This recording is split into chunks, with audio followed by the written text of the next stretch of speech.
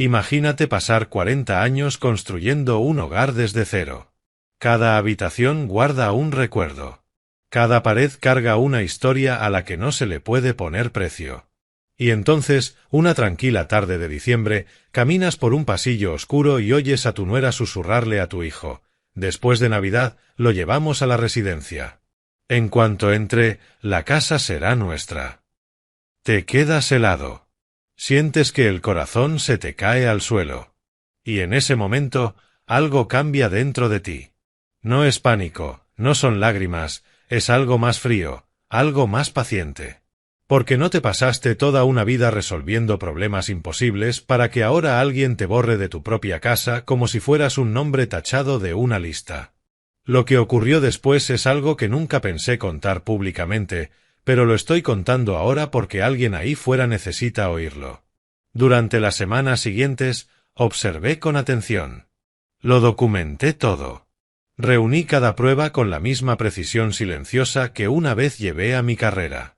Y en la mañana de Navidad, cuando mi nuera sonrió al otro lado de la mesa del desayuno y sugirió que ya era hora de hablar de mi futuro en la unidad de memoria de Meadow Pines, yo le devolví la sonrisa y dije: «Antes de eso, veamos una pequeña película casera».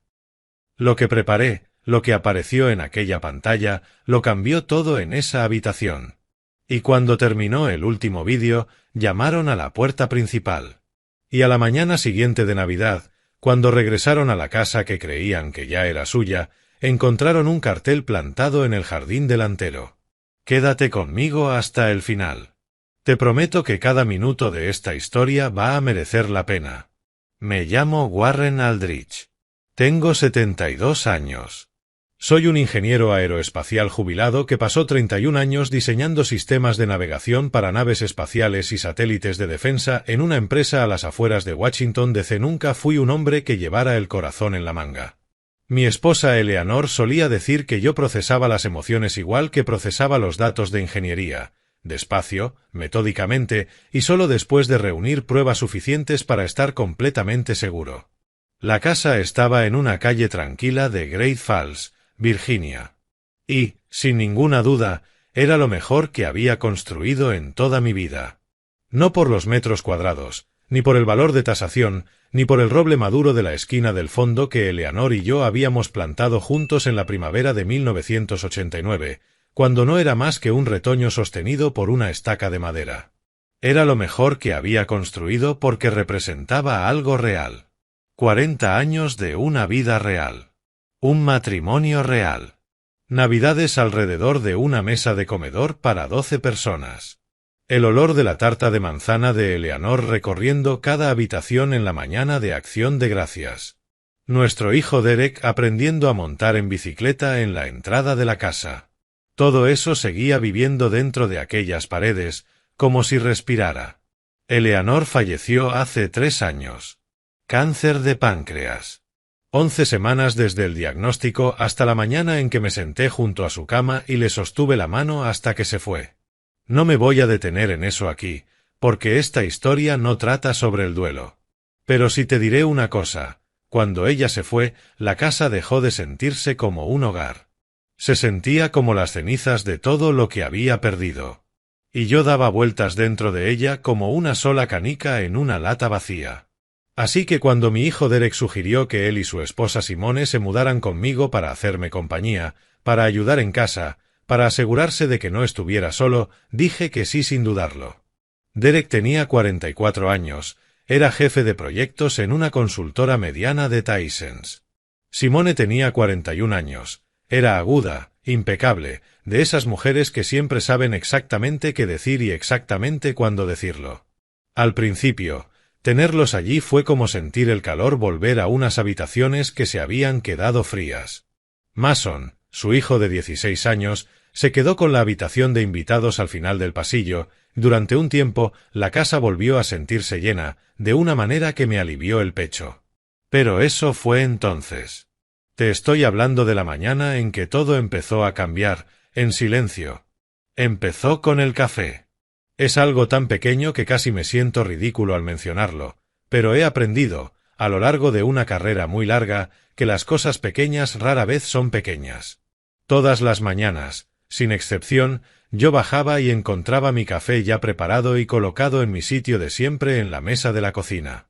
Una taza llena, con la leche exactamente como me gustaba, antes siquiera de haber pisado el último escalón. Simone ya estaba despierta, ya estaba moviéndose por la cocina con la eficacia de alguien que sigue un horario que no ha compartido con nadie más de la casa. Yo le daba las gracias cada mañana. Parecía amabilidad. Tenía aspecto de amabilidad.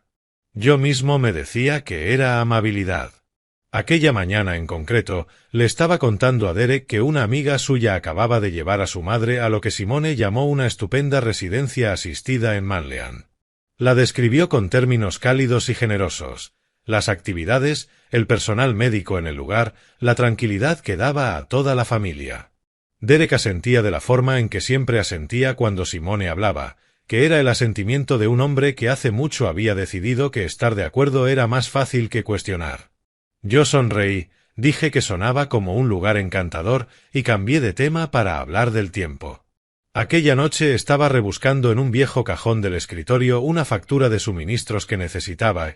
Metida entre un periódico doblado y un sobremanila, encontré una hoja suelta. Parecía ser una especie de modificación financiera, con un lenguaje denso y formal.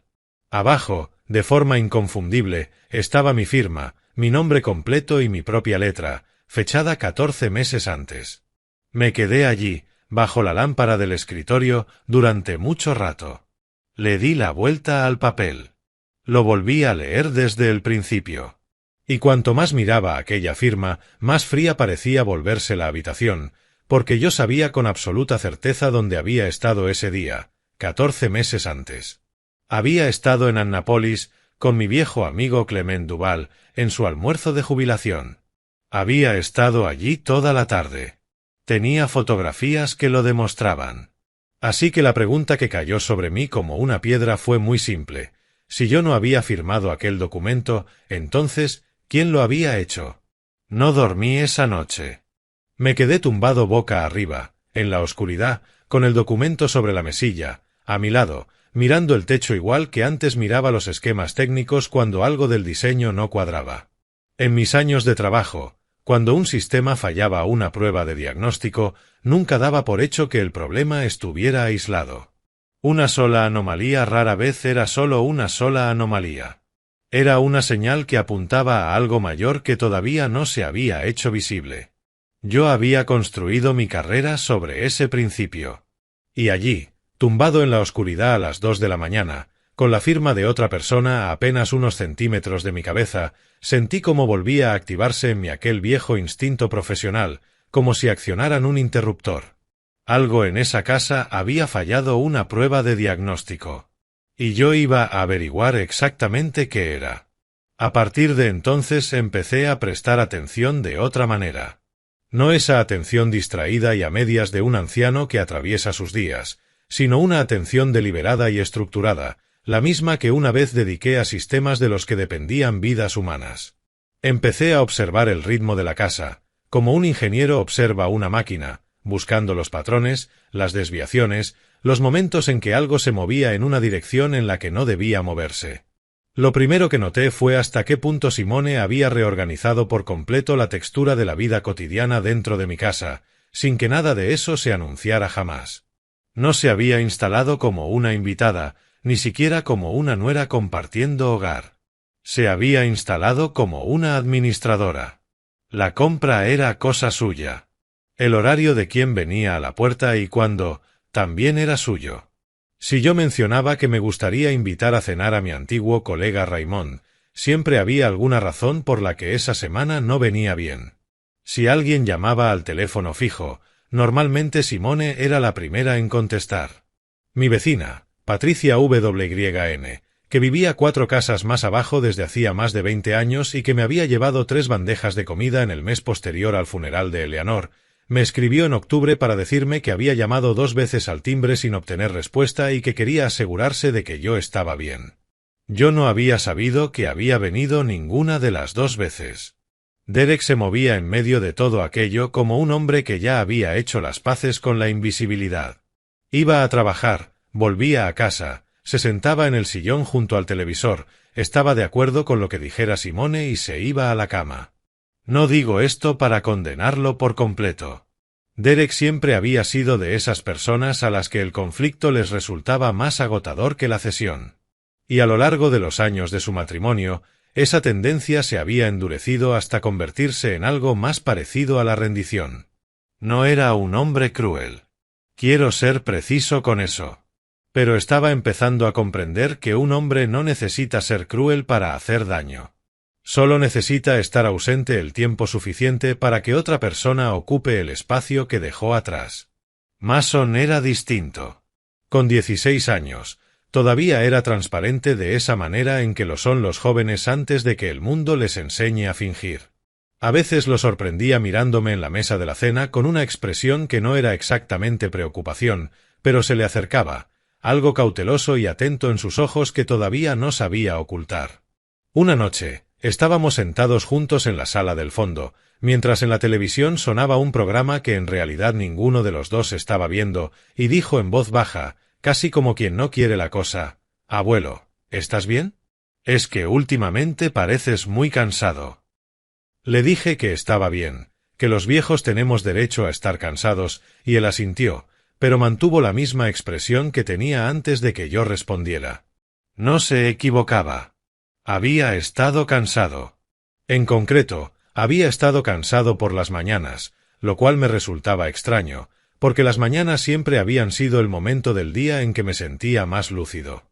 Supuse que era la edad, o el duelo, o la acumulación general de pérdidas que se deposita en el cuerpo después de 70 años de vida. Pero cuando empecé a fijarme con más cuidado, noté que ese cansancio seguía un patrón. Llegaba con fiabilidad al cabo de una hora de beber mi café de la mañana y duraba hasta bastante después del mediodía, dejándome embotado y lento de una forma que no se sentía como un cansancio normal. Se sentía farmacológico. Se sentía, si he de ser preciso, administrado. Empecé a fijarme en detalles del propio café. El sabor tenía un leve fondo que yo había atribuido a una marca distinta. Un amargor que se quedaba un poco mal colocado al fondo de la lengua. No dije nada. No cambié nada de mi rutina matinal. Pero un martes, mientras Simone estaba de espaldas en los fogones, vertí en silencio casi todo el contenido de mi taza en un pequeño tarro de cristal que había escondido en el bolsillo de la bata antes de bajar, lo cerré y me lo guardé de nuevo antes de que ella se girara. Bebí la pequeña cantidad que quedó y, cuando ella miró de reojo, le di las gracias con mucha calidez. Aquella noche le puse una tira de cinta adhesiva al tarro, escribí la fecha con letras pequeñas y pulcras y lo escondí dentro de una bota de invierno, al fondo del estante de mi armario, detrás de otros 3 pares que no me había puesto en 2 años. Aún no estaba seguro. Estaba muy lejos de estar seguro. Pero había pasado 31 años aprendiendo que lo único más peligroso que un sistema con un fallo visible era un sistema con un fallo que alguien se había esforzado mucho en ocultar. Y quienquiera que hubiera firmado mi nombre en aquel documento 14 meses antes se había esforzado muchísimo, desde luego. Los días que siguieron tuvieron una cualidad extraña, como doble. En la superficie, nada había cambiado. Yo bajaba cada mañana. Aceptaba el café que ya no me bebía entero, me sentaba en la mesa con el periódico y atravesaba las horas del día como siempre había hecho. Arreglé un grifo que goteaba en el baño de arriba. Rastrillé las últimas hojas de noviembre alrededor del roble del jardín trasero. Vi las noticias de la noche e hice los comentarios apropiados sobre el estado del mundo. Desde fuera, imagino que me veía exactamente como Simone necesitaba que me viera. Un anciano cansado cumpliendo con la rutina, inofensivo y poco llamativo. Me pareció bien. Por experiencia, no hay mejor posición desde la que reunir información que aquella que nadie considera digna de vigilancia. La noche del viernes en que ocurrió, yo estaba en el estudio después de cenar, revisando una caja de fotografías antiguas que llevaba prometiéndome ordenar al menos 2 años. Eleanor siempre había sido la que mantenía en orden los archivos familiares. Y, después de que ella faltara, yo había dejado que las cosas se acumularan de esa forma agradable y culpable en que lo hacen los viudos, diciéndome a mí mismo que ya me pondría con ello. Eran casi las 9 cuando decidí que quería un vaso de agua y me aparté del escritorio para ir a por él. La casa estaba en silencio, de ese silencio particular que tienen las noches frías de diciembre. Un silencio sellado, pesado, que hacía que cada paso sobre el suelo de madera sonara deliberado. Avancé por el pasillo hacia la cocina con la soltura de un hombre que había recorrido ese mismo camino 10.000 veces y podría haberlo hecho con los ojos cerrados. La puerta de la cocina no estaba del todo cerrada. Estaba abierta apenas lo suficiente para que una franja estrecha de luz cayera sobre el suelo del pasillo, y yo estaba a 3 pasos de empujarla cuando oí la voz de Simone desde dentro. No hablaba alto. Hablaba con ese tono bajo y medido de quien cree estar a solas. Y fue precisamente esa cualidad de la voz, esa quietud deliberada, lo que hizo que me detuviera donde estaba. «Derek», dijo ella, «después de Navidad se acabó la espera. Meadow Pines tiene una plaza disponible. Ya hemos dejado todo el papeleo arreglado. En cuanto él entre, la casa será nuestra». No me moví. Creo que ni respiré. Oí la voz de Derek, más baja, menos segura. «Simone, es mi padre». Y entonces Simone, sin una pausa, sin suavizar nada en absoluto, «es un problema. Y sabes perfectamente lo que dijo el abogado sobre el poder notarial. Ya está todo en su sitio. Solo tenemos que pasar las fiestas». Después de eso hubo silencio.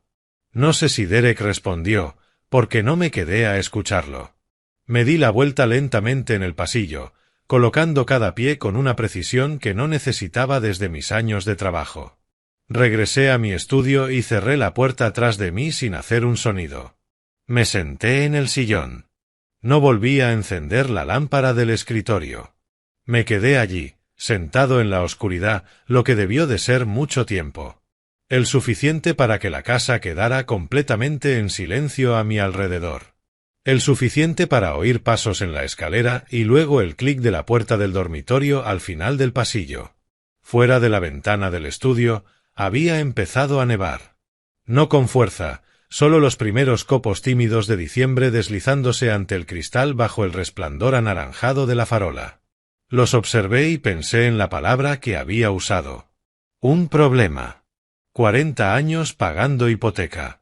40 años de mantenimiento, reparaciones y mejoras, de pintar habitaciones, cambiar tejados y volver a plantar el jardín después de la inundación de 2003 que arrasó los parterres del fondo. 40 años siendo la persona cuyo nombre figuraba en cada escritura, cada documento fiscal, cada cuenta de suministros que había generado esa casa, y yo era un problema. Pensé en Eleanor. Pensé en ella como siempre pienso cuando estoy frente a algo que todavía no sé cómo resolver, es decir, intenté oír su voz con claridad en mi cabeza. Eleanor tenía una frase a la que recurría cada vez que yo volvía del trabajo con un problema que no podía quitarme de encima. Lo decía con la paciencia de una mujer que me había visto pensar de más durante 4 décadas. «Warren, los mejores ingenieros no entran en pánico. Trazan un nuevo plan». Lo decía en sentido práctico, no filosófico. Quería decir, siéntate, evalúa lo que sabes de verdad, identifica lo que todavía necesitas averiguar y luego construye algo que funcione. Siempre la quise por eso. Entendía la manera en que mi mente necesitaba afrontar una crisis. Faltaban 3 semanas para Navidad. 3 semanas no era poca cosa. 3 semanas eran tiempo suficiente, si las usaba bien y no desperdiciaba ni una sola. Alargué la mano en la oscuridad sobre el escritorio y abrí el cajón de abajo, el que siempre mantenía cerrado con llave, donde guardaba los cuadernos que había usado durante mi carrera para cálculos de diseño y notas de proyectos. Saqué uno, lo abrí por la primera página en blanco y cogí un bolígrafo.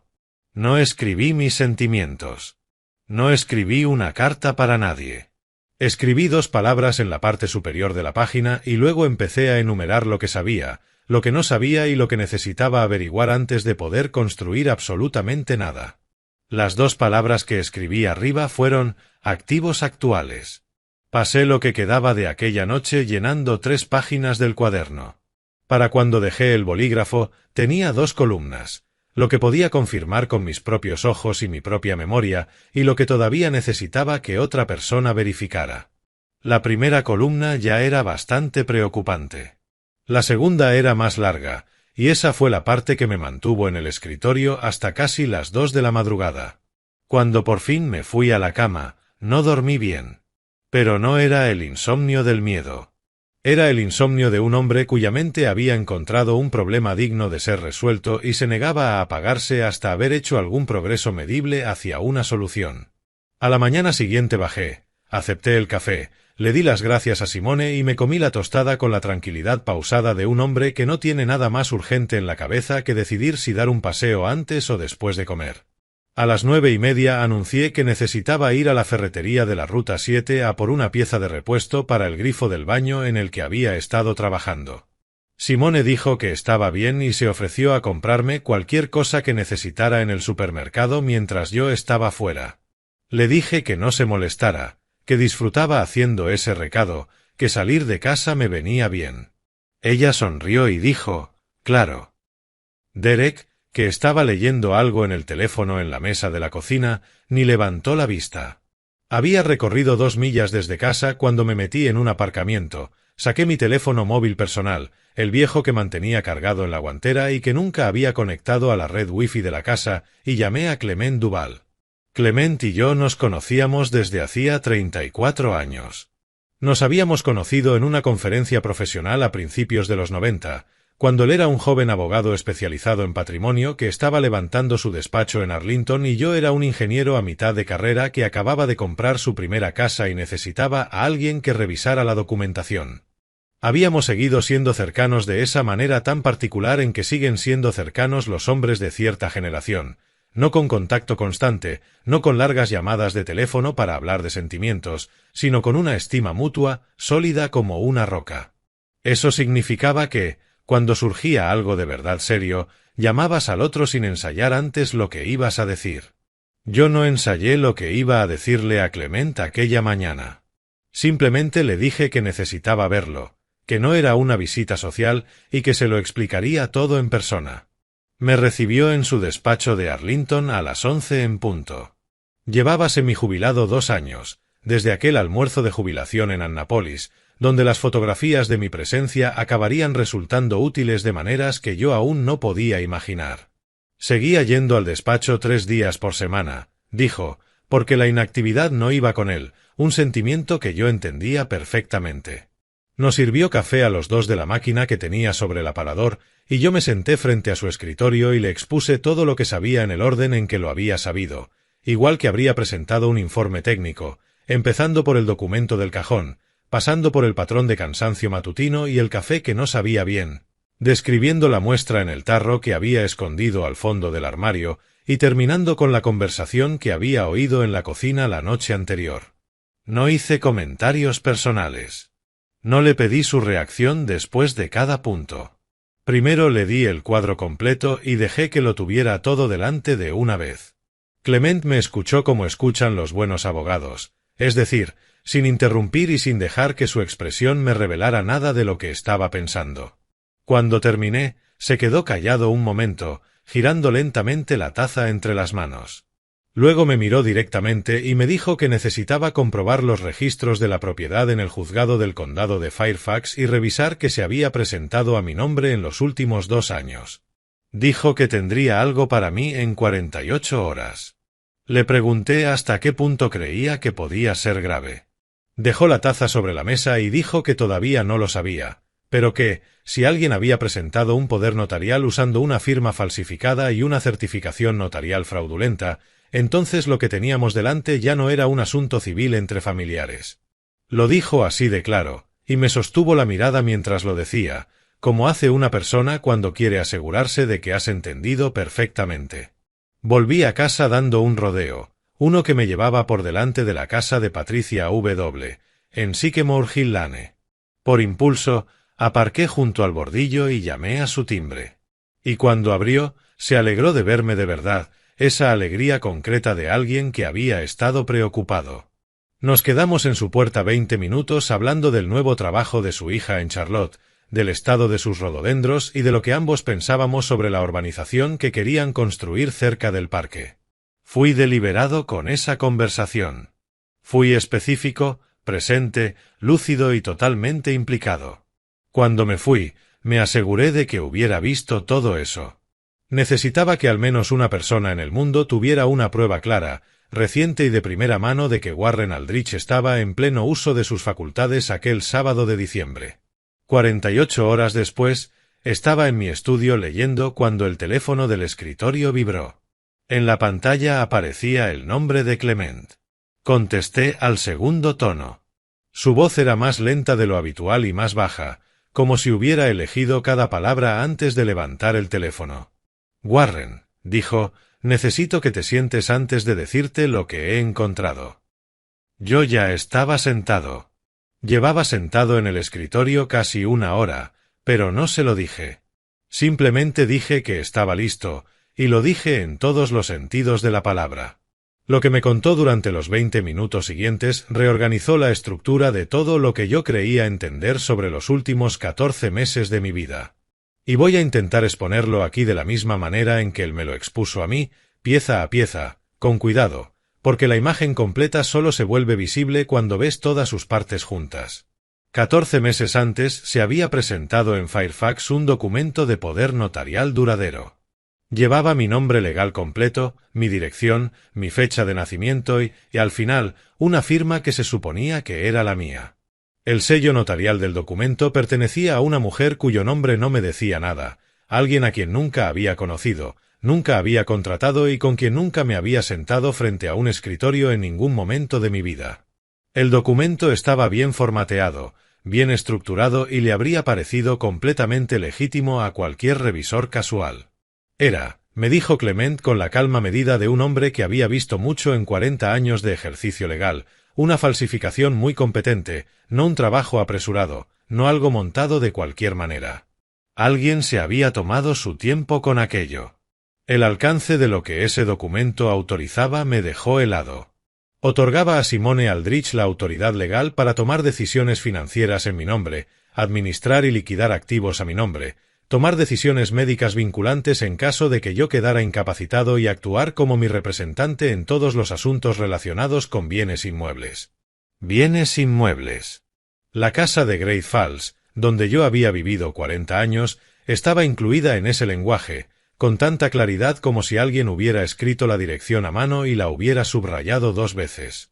Luego Clement me habló de la cuenta de ahorros.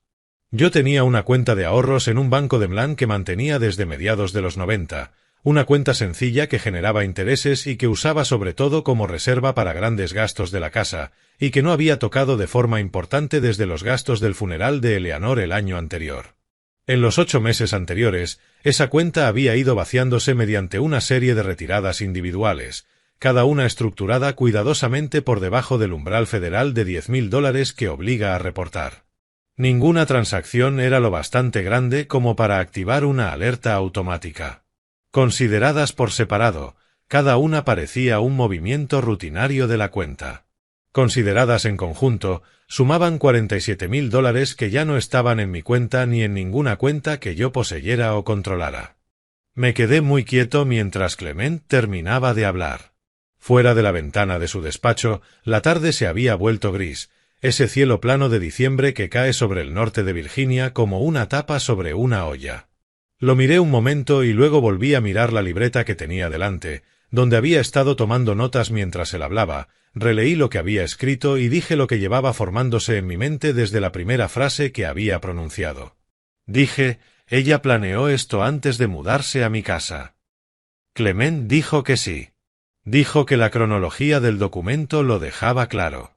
Se había presentado 2 meses antes de que Derek y Simone cruzaran mi puerta con su primera caja, lo que significaba que la amabilidad, la preocupación, la cuidadosa oferta de mudarse conmigo y cuidarme no habían sido amabilidad en absoluto. Habían sido el segundo paso de una secuencia que ya había empezado. No levanté la voz. No me llevé la cabeza entre las manos.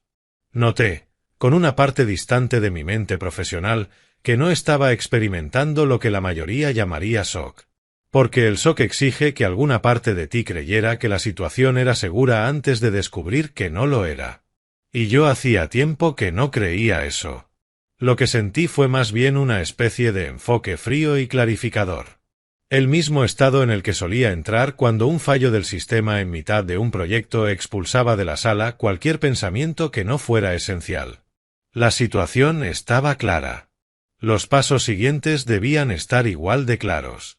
Le dije a Clement que quería registrar todo lo que ocurriera dentro de mi casa a partir de ese momento. Cada conversación, cada transacción, cada documento que apareciera sobre cualquier superficie dentro de aquellas paredes.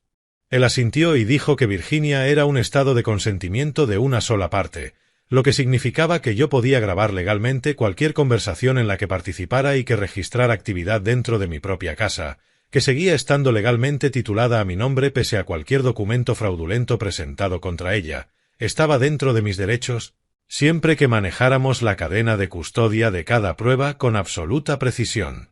Dijo que eso iba a importar enormemente si alguna vez acabábamos delante de un juez o de un jurado, y yo le dije que pensaba hacerlo exactamente así. Entonces abrió el cajón inferior de su escritorio y colocó algo sobre el tapete entre los dos. Era un pequeño dispositivo, más o menos del tamaño y la forma de una uña, negro mate, completamente anodino a la vista. Dijo que había usado equipos parecidos en casos de abuso financiero contra personas mayores, que se conectaba a un servidor privado en la nube cifrado, en vez de a cualquier red doméstica, y que grabaría vídeo y audio continuos en alta definición, con una batería cuya duración podía ampliarse mediante un cable de carga discreto disfrazado de cable de teléfono corriente. Dijo, empieza por la cocina. Regresé a casa desde el despacho de Clement con el dispositivo en el bolsillo interior de la chaqueta, cerrado con cremallera. Y recuerdo haber pensado, al incorporarme a la circunvalación, que me había pasado la vida trabajando con instrumentos diseñados para guiar cosas a través de entornos en los que un solo error de cálculo significaba un fallo catastrófico. Esto se sentía como una extensión de ese mismo trabajo, reducido a su forma más personal. Lo que estaba en juego no era un satélite en órbita ni un sistema de defensa bajo revisión contractual. Lo que estaba en juego era mi casa, mi nombre y el tiempo que me quedara por vivir. Y descubrí, con cierta sorpresa, que eso me tranquilizaba en lugar de alterarme. Siempre había funcionado mejor bajo presión que sin ella. Eleanor encontraba esa cualidad alternativamente admirable y exasperante, según las circunstancias. Tenía 3 cámaras en total para cuando Clement y yo terminamos de planearlo todo. La primera fue a la cocina, integrada dentro de una tapa de enchufe de repuesto indistinguible de cualquier otra del cuarto. La segunda fue al salón, incorporada en la carcasa del reloj analógico que colgaba de la pared sobre la estantería desde 2004 y al que nadie en esa casa miraba directamente desde hacía años. La tercera la coloqué en el pasillo, fuera de mi estudio, oculta dentro del lomo de un grueso manual de consulta en el segundo estante desde el suelo, orientada para captar el corredor en ambos sentidos. Cada dispositivo se conectaba en silencio a un servidor privado cifrado que Clement había configurado con sus propias credenciales, totalmente separado de la red Wi-Fi de casa que Simone gestionaba y podía supervisar. Nada de lo que grabara pasaría por ningún sistema al que ella tuviera acceso. Instalé las 3 un miércoles por la mañana. Derek se fue a trabajar a las 7:45. Simone anunció en el desayuno que iba al gimnasio y luego a hacer unos recados y que volvería después de comer. Conté 11 minutos desde que su coche salió de la entrada antes de empezar. Había ensayado la colocación de cada dispositivo la noche anterior, tumbado en la oscuridad y repasando mentalmente cada paso en secuencia, igual que antes ensayaba un procedimiento técnico antes de ejecutarlo en una sala limpia. El enchufe de la cocina me llevó 4 minutos.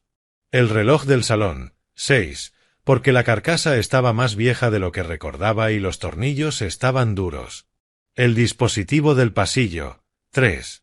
Para cuando me lavé las manos en el fregadero de la cocina y devolví las herramientas al cajón bajo el banco de trabajo del garaje, llevaba menos de 20 minutos trabajando. Me preparé una taza de té, me senté a la mesa de la cocina y leí el periódico hasta que oí el coche de Simone en la entrada a las 12:40. Revisé la grabación de la primera noche desde el teléfono, sentado en el sillón de mi dormitorio, con la puerta cerrada con llave y el volumen bajo. La mayor parte no tenía nada destacable, la quietud nocturna corriente de una casa que se ha ido a dormir. La cocina vacía bajo su luz nocturna, el salón a oscuras, el pasillo en silencio. Estaba a punto de dejar el teléfono cuando vi que la hora en la esquina de la imagen de la cocina marcaba las 5:47 de la mañana, y la luz cambió. No se encendió la lámpara del techo. En su lugar se encendió la pequeña luz bajo el armario, sobre la encimera, proyectando una banda estrecha de luz pálida sobre la zona de trabajo junto a la cafetera, y Simone entró en plano. Ya iba vestida, no con ropa de gimnasio ni bata, sino con la ropa que pensaba llevar ese día, como si llevara despierta bastante tiempo antes de entrar en la cocina. Se movía con absoluta soltura, sin vacilar, sin ninguno de los tanteos de alguien que está haciendo algo por primera vez. Abrió el armario sobre la cafetera y bajó una pequeña botella de cristal que yo nunca había visto, que nunca había puesto allí y que no tenía ninguna etiqueta que pudiera distinguir con la resolución con la que lo estaba viendo. La abrió y añadió una cantidad medida a la cafetera antes de ponerla en marcha. Luego volvió a dejar la botella en el armario, cerró la puerta y se quedó en la encimera mirando el teléfono mientras el café se preparaba, tan natural y tranquila como cualquier mañana en cualquier cocina de cualquier casa donde no pasa absolutamente nada malo. Vi esa secuencia 4 veces. Después guardé el clip en la carpeta cifrada que Clement había preparado y me quedé un momento con el teléfono en el regazo. A la mañana siguiente bajé a mi hora habitual, me acomodé en mi silla y acepté la taza que Simone dejó delante de mí con su sonrisa de siempre.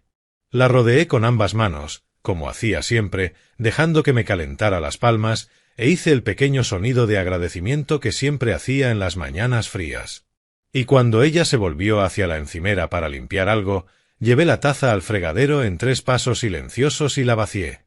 La enjuagué, la llené con agua del pequeño hervidor aparte que había empezado a poner a calentar en privado cada mañana arriba, la pasé a un termo que llevaba en el bolsillo de la bata y volví a mi silla.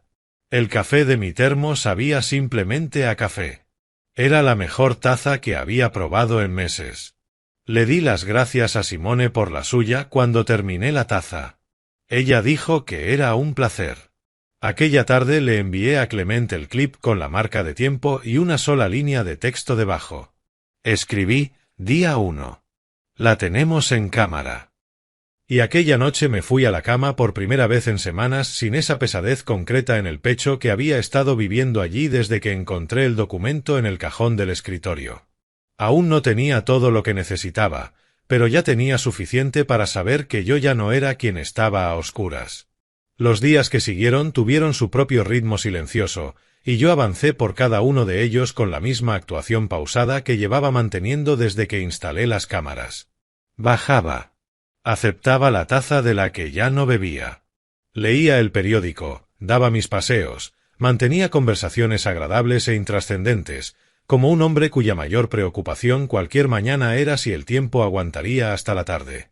Me había pasado 31 años presentando conclusiones técnicas ante salas llenas de personas que buscaban cualquier señal de inseguridad, y sabía cómo mantener el rostro firme cuando todo lo que había detrás funcionaba a plena velocidad. Clement y yo habíamos establecido un sistema sencillo. Cada noche revisaba en el teléfono las grabaciones del día en el dormitorio cerrado con llave, recortaba lo relevante y lo transfería a la carpeta cifrada con la hora y una breve nota describiendo el contenido. La mayor parte de lo que captaron las cámaras en esos primeros días era actividad doméstica corriente. El tipo de grabaciones que aburrirían a cualquiera que las viera desde fuera. Simone cocinando la cena, Derek viendo la televisión, Mason haciendo los deberes en la mesa de la cocina con los auriculares puestos. Nada que añadiera algo a lo que ya teníamos. Aún así, lo catalogué todo. En un caso construido sobre documentación, el material ordinario era la línea base que hacía legible el material extraordinario. Al 4.º día, jueves, me desperté viendo una nieve ligera caer fuera y usé eso como excusa para quedarme en casa casi toda la mañana, instalado en el estudio con un libro y el silencio que llega cuando un cielo frío amortigua el mundo exterior. Derek se había ido a trabajar. Mason estaba en el instituto. Simone me dijo en el desayuno que ese día trabajaría desde casa, poniéndose al día con algunas cosas, y yo le dije que me parecía sensato, procurando que sonara exactamente así de poco interesante. Hacia el mediodía la había oído moverse varias veces entre la cocina y el salón. Y luego, durante tal vez 90 minutos, la casa se quedó inmóvil de una manera que me indicó que se había instalado en algún sitio y estaba ocupada. Aquella noche revisé las imágenes del salón de esa tarde y encontré algo que no estaba buscando activamente, pero que no me sorprendió encontrar. A las 12:43, ella se había acomodado en la esquina más alejada del sofá del salón, de espaldas al reloj de la pared, e hizo 2 llamadas seguidas. El ángulo de la cámara no era perfecto, pero el audio era lo bastante claro para que cada palabra llegara sin ambigüedad, y escuché ambas llamadas 3 veces antes de mover nada a la carpeta cifrada. La primera duró 9 minutos. No podía oír la voz del otro lado, pero por la parte de la conversación de Simone, la forma del asunto quedaba bastante clara. Estaba hablando con alguien del sector inmobiliario. Usaba un lenguaje cuidadoso y ensayado, el lenguaje de una persona que ha practicado esa conversación concreta más de una vez. Dijo que la propiedad estaría disponible para ponerse a la venta, como muy tarde, a mediados de enero. Mencionó la cifra de 1.350.000 y preguntó por la posibilidad de un acuerdo fuera de mercado, algo que pudiera moverse rápido sin el proceso habitual de publicación. Dijo que prefería un comprador que pudiera cerrar en 30 días. Cuando terminó esa llamada, se quedó un momento mirando el teléfono. Y yo observé su expresión en la pantalla con el enfoque desapegado de alguien que revisa datos de instrumentos. Y lo que vi allí no fue ansiedad. Fue la impaciencia serena de una persona que está esperando a que el calendario alcance un plan que ya ha dado por cerrado en su propia cabeza. La segunda llamada fue a la unidad de memoria de Meadow Pines. Reconocí el nombre al instante por la conversación que había oído en la cocina 3 semanas antes. La voz de Simone cambió ligeramente para esa llamada, más suave en los bordes, con esa calidez concreta que la gente despliega cuando quiere parecer entregada y cargada al mismo tiempo.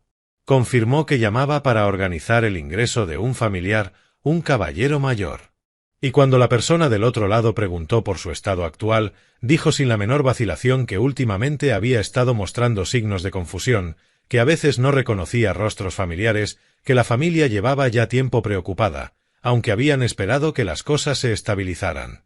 Cada palabra era una invención, medida, deliberada y pronunciada con el tono de una mujer que describe una pena real. Confirmó la fecha del 27 de diciembre y pidió que le reservaran una habitación.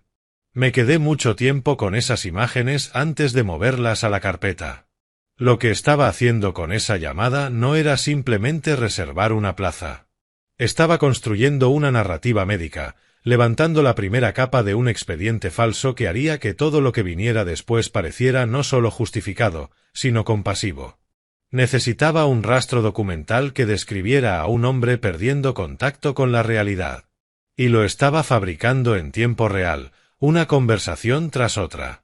Luego, casi al final de la segunda llamada, mencionó que un médico de Alexandria se pondría pronto en contacto para proporcionar una evaluación cognitiva formal. Lo dijo con la naturalidad más casual, como si fuera un simple detalle administrativo.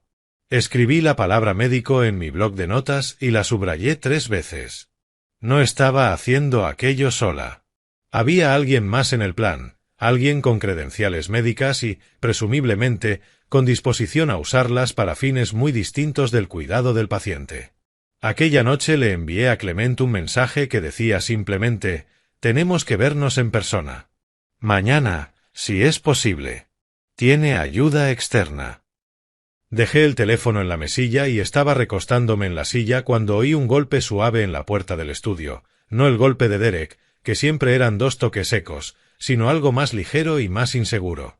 Dije: «Pasa». Y la puerta se abrió.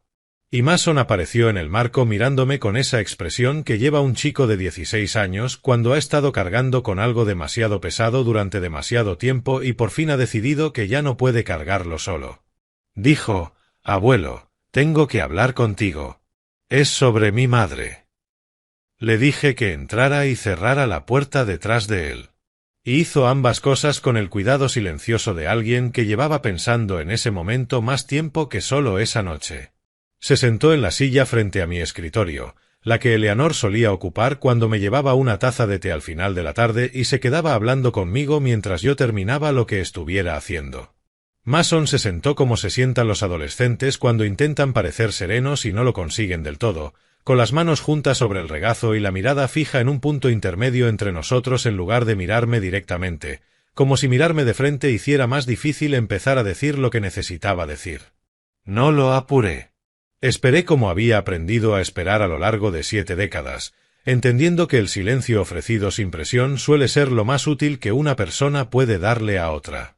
Dijo que había oído algo unas 2 semanas antes. Dijo que una noche había bajado tarde a por un vaso de agua, moviéndose en silencio como hacía siempre para no despertar a nadie, y que había oído la voz de su madre en la cocina, hablando por teléfono. No había querido escuchar, dijo, y yo le creí por completo. Había oído las palabras unidad de memoria y papeleo a mi nombre. Dijo que había subido de nuevo y había buscado esas palabras en el teléfono. Y cuando entendió lo que significaban, se quedó despierto durante mucho tiempo intentando decidir qué hacer. Había intentado hablar con Derek. Le contó a su padre lo que había oído. Y Derek le había dicho que seguramente lo había entendido mal, que su madre solo estaba investigando, que no había nada de qué preocuparse. Mason me miró al decir esa parte, y algo en su expresión me dijo que ya entonces había sabido que la respuesta de Derek no era la de un padre tranquilizando a su hijo. Era la de un hombre negándose a abrir una puerta por miedo a mirar lo que había detrás. Escuché todo sin interrumpir. Cuando terminó, le hice una sola pregunta, si había mencionado algo de aquella conversación a su madre o a cualquier otra persona. Dijo que no. Asentí y le dije la verdad, pero solo la parte que un chico de 16 años necesitaba cargar. Le dije que yo sabía lo que estaba ocurriendo, que lo sabía desde hacía un tiempo, y que lo estaba manejando con cuidado y con ayuda de personas en las que confiaba.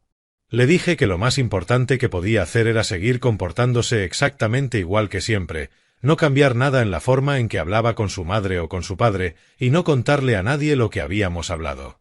Asintió despacio, procesándolo, y pude verlo atravesarlo de esa manera cuidadosa con la que siempre había pensado las cosas. Ese chico que, en algún punto del camino, había heredado una cualidad de pensamiento sereno y medido que se había saltado a su padre por completo. Entonces me miró directamente por primera vez desde que se había sentado. Y dijo algo en lo que he pensado casi todos los días desde entonces. Dijo, la abuela solía decir que eras el hombre más paciente que había conocido. Creo que tenía razón.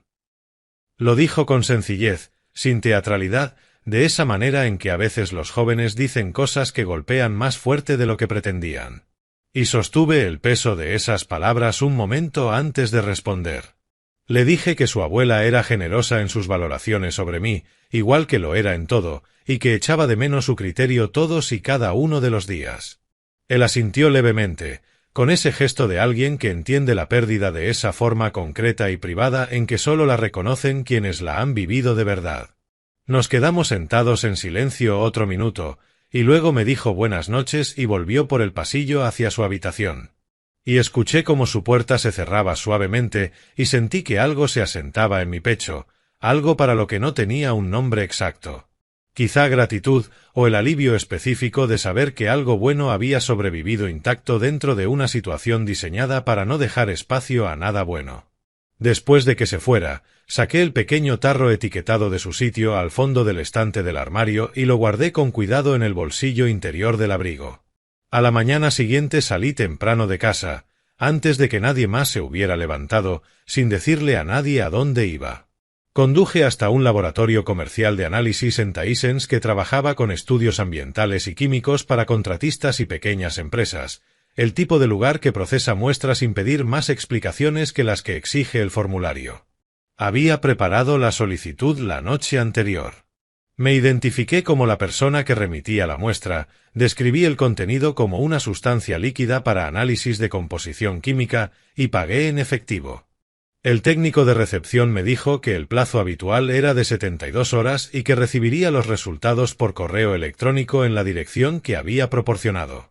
Volví a casa con la primera luz del día, preparé mi propio café arriba con el hervidor y bajé a la cocina con el termo ya en la mano.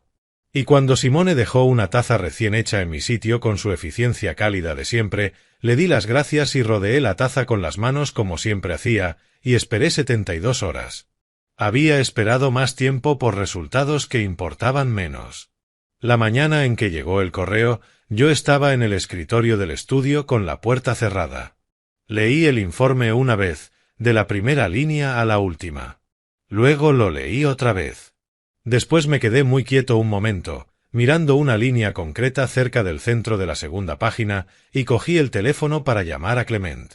Cuando contestó, dije: «Clem, no es solo un somnífero. Tienes que ver este informe hoy». Clement me recibió en su despacho en menos de 2 horas desde esa llamada. Yo le había reenviado el informe del laboratorio por correo antes de salir de casa. Y cuando llegué, ya lo tenía impreso y extendido sobre el escritorio, con 3 líneas marcadas en el margen con su letra precisa y estrecha. No me ofreció cortesías al sentarme. Me miró por encima de las gafas de lectura y dijo: «Lorazepam, ¿sabes lo que es?». Le dije que lo había buscado durante el trayecto. Asintió y dijo que aún así iba a explicármelo, porque quería asegurarse de que entendiera por completo a qué nos enfrentábamos.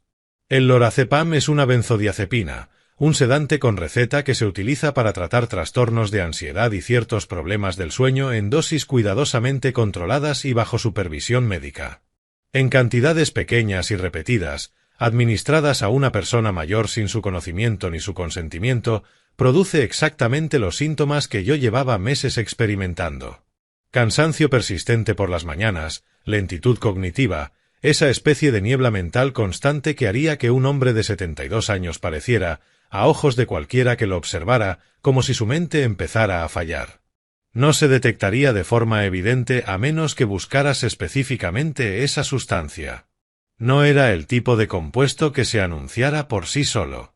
Era el tipo de compuesto que desmonta en silencio la credibilidad de una persona desde dentro, una mañana corriente tras otra, hasta que quienes la rodean pueden señalar un patrón de aparente deterioro y decir: «¿Veis cómo ha estado últimamente? ¿Veis por qué estamos preocupados?». Clement dejó el informe sobre la mesa, se quitó las gafas y dijo: «Warren, esto es maltrato criminal a una persona mayor. Lo que te ha estado haciendo es un delito grave según la ley de Virginia. Esto ya no es una disputa civil por un documento falsificado. Es un asunto penal y desde este momento hay que tratarlo como tal». Lo oí con claridad. Ya me había preparado para escuchar algo de ese calibre. Pero oírlo formulado en esos términos tan precisos, en aquel despacho silencioso, con la luz gris de diciembre entrando por la ventana detrás de él, le dio a la situación un peso y una forma que antes no habían terminado de asentarse. Me quedé con ello un momento, y luego hice la pregunta que me llevaba dando vueltas en la cabeza desde que había leído el informe aquella mañana. ¿Cuánto sabía Derek? Clement guardó silencio un instante. Luego dijo que, según todo lo que habíamos documentado hasta ese momento, no había pruebas directas de que Derek hubiera participado en la administración de la sustancia. Si había pruebas de que conocía el plan general, de que había estado presente al menos en una conversación en la que ese plan se habló de forma explícita, y de que había decidido no hacer nada para detenerlo ni denunciarlo. Si eso alcanzaba responsabilidad penal era algo que tendría que valorar la Fiscalía. Lo que significaba para mis fines, en la práctica, era que Derek no era un aliado y no podía ser tratado como tal. Pero quizá, bajo las circunstancias adecuadas y la presión adecuada, pudiera convertirse en un testigo cooperador. Pensé en Derek un momento. Pensé en la versión de él que había dicho «es mi padre» aquella noche en la cocina, y en la versión de él que le había dicho a Mason que seguramente lo había entendido mal. Había criado a un hombre capaz de sostener ambas cosas dentro de sí al mismo tiempo, capaz de saber que algo estaba mal y aún así encontrar la forma de quedarse quieto mientras ocurría. Eso no era algo que pudiera resolver en el despacho de Clement un martes por la mañana. Lo aparté. Pasamos la siguiente hora construyendo un plan de 2 vías. La primera vía era legal y avanzaría por el sistema judicial. Clement ya había redactado la solicitud de urgencia para invalidar el poder notarial fraudulento por firma falsificada y certificación notarial falsa. Una vez presentada, También activaría un bloqueo automático sobre cualquier instrumento financiero al que se hubiera accedido mediante ese documento, incluida la cuenta de ahorros de la que habían drenado sistemáticamente $47,000. Me dijo que la solicitud de bloqueo podía presentarse bajo reserva, lo que significaba que Simone no sería notificada hasta que el tribunal ya hubiera actuado. Lo descubriría solo al intentar acceder a una cuenta y encontrarla bloqueada. La segunda vía exigía paciencia. Clement fue muy claro con eso. Ya había contactado discretamente, y sin entrar en detalles, con la División de Servicios de Protección de Adultos del Condado de Fairfax y con la Unidad de Fraude a Personas Mayores de la Oficina del FBI en Washington.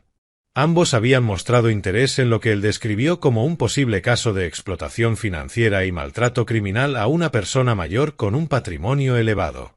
Pero interés no era acción, y la acción requería un conjunto de pruebas completo, limpio y jurídicamente intachable en cada punto de la cadena de custodia. Lo que teníamos era sustancial. Lo que necesitábamos eran 2 semanas más de documentación, suficiente para cerrar cualquier posible vía de negación antes de poner el paquete completo delante de las autoridades. Le pregunté por la posibilidad de acudir antes a la policía. Clement negó con la cabeza. Dijo que una intervención prematura, antes de que las pruebas fueran irrefutables, corría el riesgo de alertar a Simone a tiempo para destruir documentos, transferir activos a un lugar fuera de nuestro alcance y construir una contranarrativa en la que yo apareciera como un anciano confuso que lanzaba acusaciones contra una cuidadora entregada. Pronunció esas palabras con cuidado, y entendí perfectamente por qué. Esa contranarrativa ya existía en la llamada que ella había hecho a Meadow Pines. Llevaba meses construyéndola. 2 semanas más. Volví a casa en la pálida luz de la tarde, crucé la puerta principal y encontré a Simone en la cocina. Levantó la vista con una sonrisa cálida y dejó una taza en mi sitio. Y al lado de la taza, puso una hoja de papel doblada por la mitad. Dijo que era una pequeña actualización de mi fideicomiso en vida. Nada importante. Solo una modificación rutinaria que su abogado había sugerido, y que Clement, al parecer, ya había revisado un borrador. Solo necesitaba mi firma y todo quedaría en orden. Empujó el papel suavemente hacia mí y dejó un bolígrafo al lado con la misma naturalidad con la que se pasa la sal. Cogí el bolígrafo, miré el papel y sentí el peso total y enfocado de todo lo que ahora sabía, presionando silenciosamente detrás de mis ojos. Sostuve el bolígrafo como antes sostenía el puntero sobre un plano técnico antes de trazar una línea, con una quietud que parecía intención y que en realidad era exactamente lo contrario. Leí el documento desde la primera palabra hasta la última, lo que me llevó más tiempo del que Simone probablemente esperaba, y pude sentirla aguardando en la periferia de mi atención con esa cualidad concreta de quietud que mantiene una persona cuando finge no estar observando. El lenguaje era denso, pero no impenetrable, y yo había pasado suficientes años leyendo documentos legales y técnicos como para extraer el significado operativo bajo la arquitectura formal en pocos minutos de lectura cuidadosa. Era una modificación de mi fideicomiso en vida. En la superficie parecía abordar una cláusula estándar de sucesión, el tipo de actualización rutinaria que los abogados patrimoniales recomiendan cada ciertos años cuando cambian las circunstancias. Bajo esa superficie, en las cláusulas subordinadas y en una sección de definiciones cuidadosamente colocada, hacía algo mucho más concreto. Establecía que, en caso de mi incapacitación, una determinación que podía hacerse sobre la base de una evaluación escrita por un médico, toda la autoridad sobre cualquier bien inmueble incluido en el fideicomiso pasaría de forma inmediata e irrevocable a Simone Aldrich como única fiduciaria. La palabra irrevocable hacía muchísimo trabajo en esa frase. También lo hacía la expresión evaluación escrita por un médico, que yo ahora entendía en un contexto que quien redactó el documento había dado por hecho que yo nunca comprendería. Dejé el bolígrafo junto al papel y levanté la vista hacia Simone con la expresión de un hombre cuyos ojos estaban realmente cansados después de un largo día de letra pequeña. Dije que parecía bastante sencillo, pero que prefería leer 2 veces cualquier cosa con lenguaje legal antes de firmarla, y que mis ojos trabajaban mejor por la mañana que por la noche. Dije que volvería a revisarlo en el desayuno y que se lo devolvería a media mañana. Sonrió y dijo, «Claro, no hay ninguna prisa». Luego cogió la taza que había dejado junto al papel y me preguntó si quería que me la calentara. Le dije que estaba bien, le di las gracias y me llevé el documento al estudio. Fotografié cada página con el teléfono y le envié las imágenes a Clement con un mensaje que decía: la modificación que quiere que firme. Lee la cláusula de incapacitación y el lenguaje de transferencia como fiduciaria. Me respondió en menos de 20 minutos con 4 palabras: no firmes esto. No pensaba hacerlo, pero agradecí la confirmación. Lo que me explicó al llamarme a la mañana siguiente aclaró con precisión la función del documento. Era la capa legal final de una estructura que Simone llevaba 14 meses construyendo. El poder notarial fraudulento le daba control operativo sobre mis finanzas. La certificación notarial falsa daba a ese control apariencia de legitimidad. Y esa modificación, si yo la hubiera firmado, le habría dado un mecanismo limpio y legalmente defendible para quedarse con la propiedad en el mismo momento en que cualquier médico, incluido el de Alexandria, cuyo nombre aún no habíamos confirmado, dejara por escrito una evaluación cognitiva.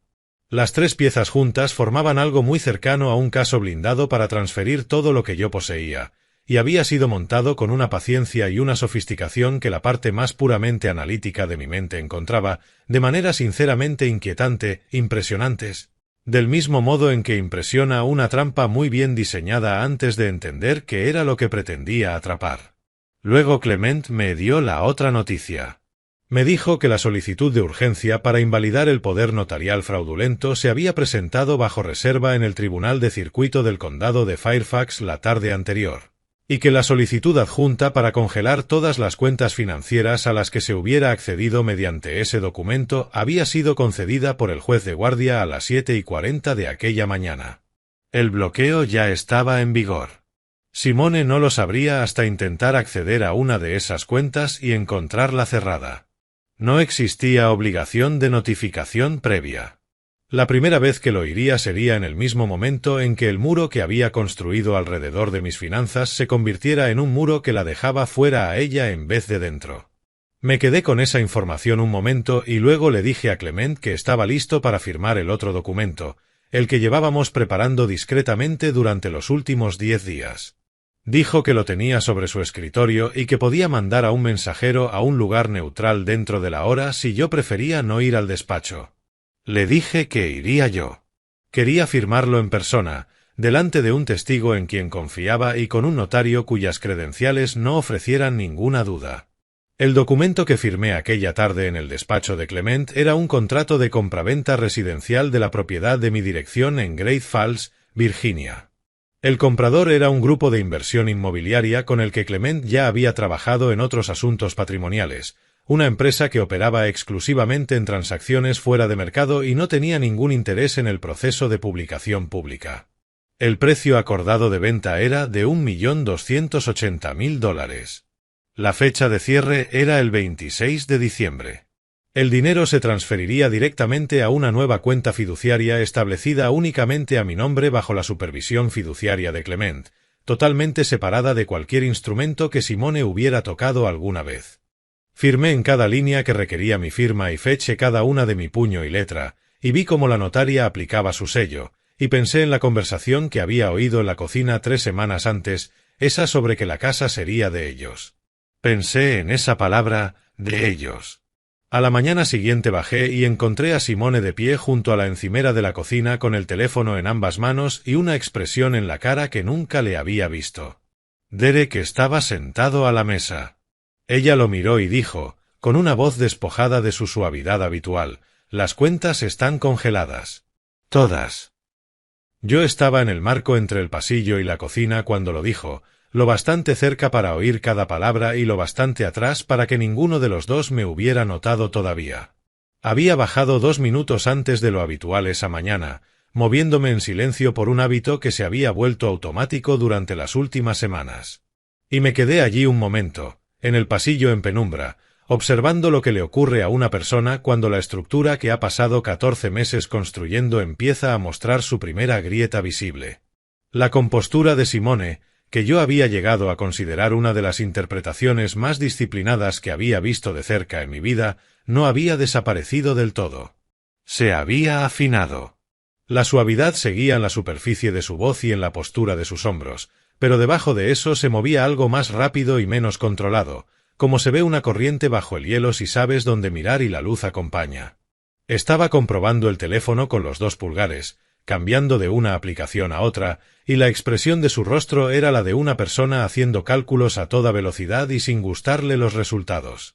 Derek la observaba desde la mesa de la cocina con una taza de café entre las manos y una expresión que no veía en la cara de mi hijo desde hacía muchísimo tiempo. No era pánico. No era ira. Era algo más silencioso y más inquietante que cualquiera de esas 2 cosas. La expresión de un hombre que lleva tiempo contándose una versión concreta de su propia vida y acaba de toparse con una prueba que esa versión ya no puede absorber. Entré en la cocina, les di los buenos días a ambos con mi tono de siempre y fui a la encimera a poner en marcha mi propio hervidor. Simone levantó la vista y la suavidad volvió a colocarse en su sitio con una velocidad impresionante. Me dio los buenos días y me preguntó si había dormido bien. Le dije que maravillosamente, lo cual era completamente cierto, y le pregunté si pasaba algo. Dijo, claro que no, solo una cosa del banco, seguramente un fallo. Nada de qué preocuparse. Derek no dijo nada. Seguía mirándola.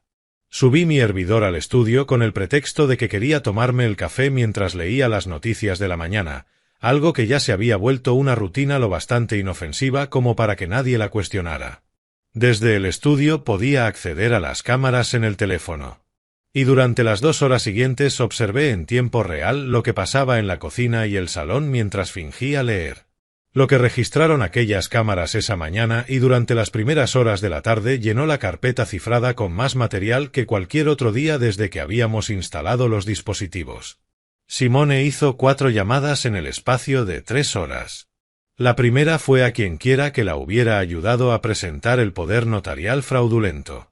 No podía oír la otra voz, pero sí la suya, y toda calidez cuidadosamente gestionada había desaparecido por completo. Dijo que el bloqueo no debía haber ocurrido y que estaba claro que alguien había hablado con un abogado y que necesitaban hablar de contingencias. Usó la palabra contingencias 3 veces. Dijo que necesitaba que la situación se resolviera antes de Navidad o toda la cronología se vendría abajo. La segunda llamada fue de nuevo a Meadow Pines. Adelantó la fecha de ingreso solicitada. Ya no preguntó por el 27 de diciembre. Preguntó si podrían tener una habitación lista para el 23 de diciembre, 4 días antes de su plan original, y dijo que la situación familiar se había acelerado y que necesitaban moverse rápido. La administradora, al otro lado, dijo que comprobaría la disponibilidad y que volvería a llamarla. Simone le dio las gracias con aquella voz cálida de familiar entregada, colgó y se quedó un momento con los ojos cerrados y la mandíbula tensa antes de volver a coger el teléfono. La tercera y la cuarta llamadas no pude descifrarlas del todo solo por su parte, pero ambas fueron cortas, y ambas terminaron con Simone igual de poco tranquila que al principio. Entre la tercera y la cuarta llamada, Derek entró en el salón y le preguntó directamente qué estaba pasando. Y esta vez no lo preguntó con el tono suave y complaciente que solía usar con ella. Lo preguntó con una voz más plana. La voz de una persona que ha decidido que el precio de saber es menor que el precio de seguir fingiendo que no sabe. Simone le dijo que lo estaba manejando, que todo estaba bajo control, que necesitaba confiar en ella. Derek se quedó allí un momento y luego dijo, «Simone, ¿qué es exactamente lo que hiciste?» Ella le respondió que había hecho lo necesario para proteger su futuro, y que él conocía las líneas generales del plan desde el principio, y que ese no era el momento de que le entrara la conciencia.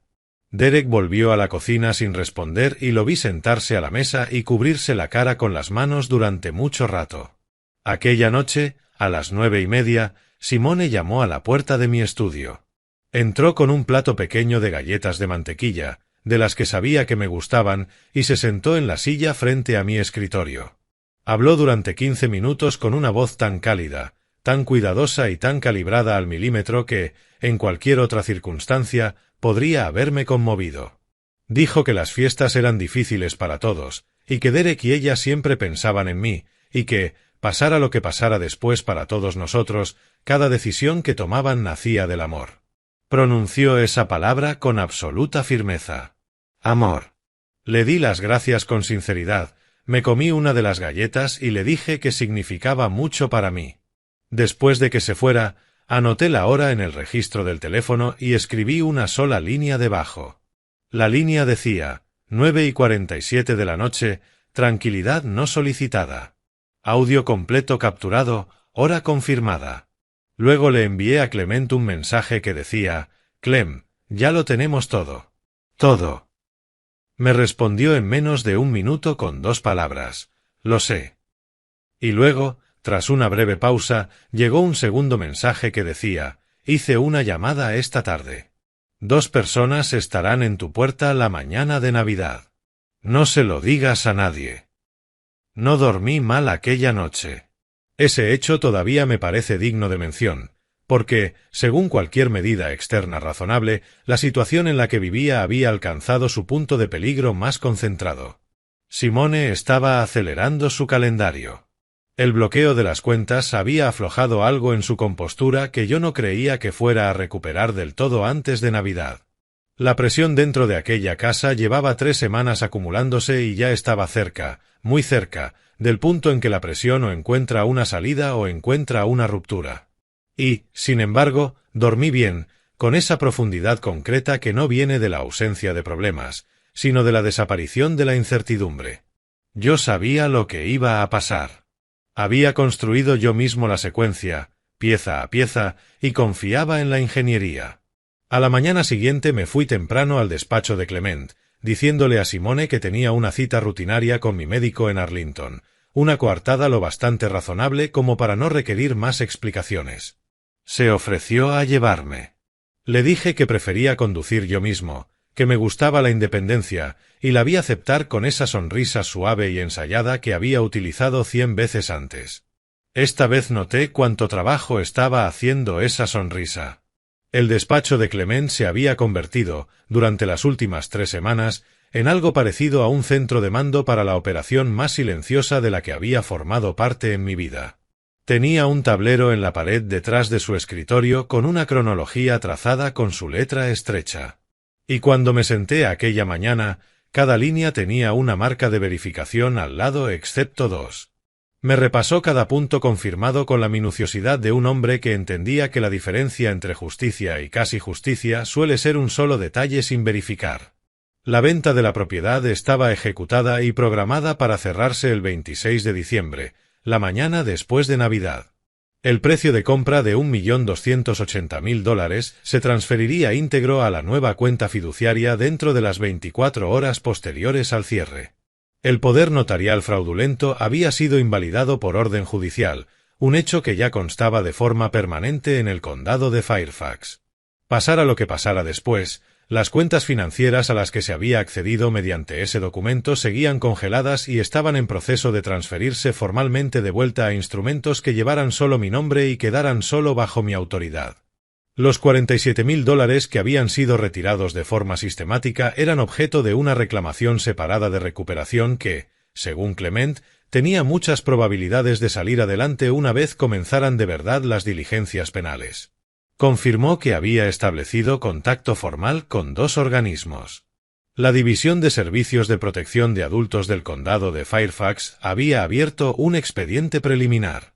La Unidad de Fraude a Personas Mayores de la Oficina del FBI en Washington había asignado un agente al asunto y había revisado las pruebas documentales que Clement les había entregado.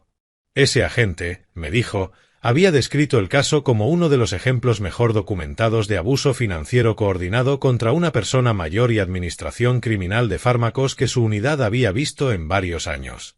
Clement lo dijo con la satisfacción discreta de un hombre que se había pasado la vida construyendo casos cuidadosos y disfrutaba profesionalmente de que ese trabajo fuera reconocido como bien hecho. Le pregunté por el médico de Alexandria, el que Simone había mencionado en la llamada a Meadow Pines.